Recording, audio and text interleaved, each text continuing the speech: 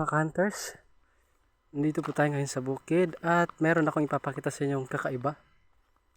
Yung tinatawag nilang iba. Iba. Puno ng iba. Ayan mga hunters. Oh. Sa mga mahilig mag-treasure dyan, papakita ko sa inyo to. Yan, comment ko sa baba mga hunters. 3 puno ng iba. Yun. Ito ay iba, 3 puno. 1, 2, at 3. Naka-triangular po siya mga ka-hunters. At sa gitna po ng 3 puno na yan, mayroon 1 puno ng nyug. Bah, gitnang-gitna talaga. Oh. Ito, dati malaki na to. Pinuto lang at saka lumaki siya ulit. Ito yung dahon ng iba sa hindi nakakaalam dyan. Iba.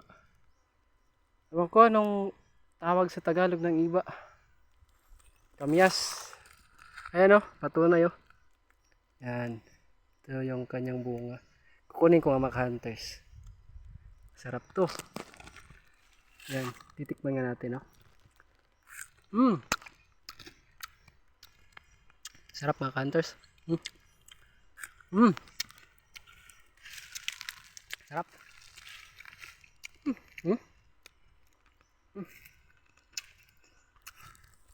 Manamis-namis at maasim-asim.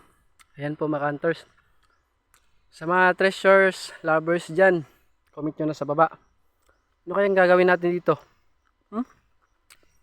Ano kaya ibig sabihin nito mga hunters? Ito hindi na naputol yan.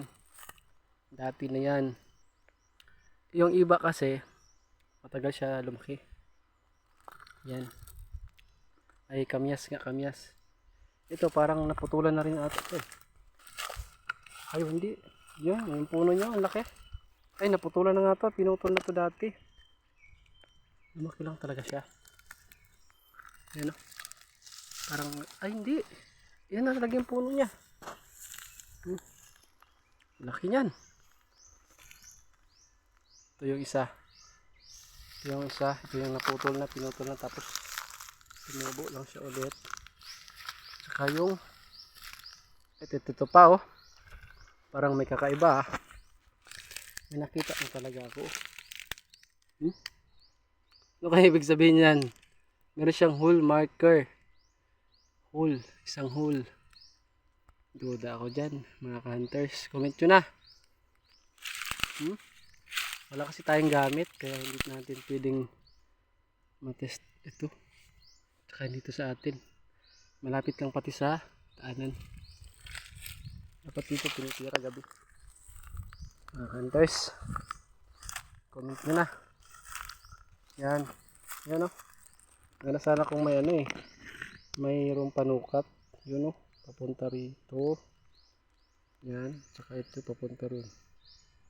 Yan. Triangle talaga siya. Yan. Hanggang dito na lang mga ka-hunters. Sa mga treasure hunter dyan.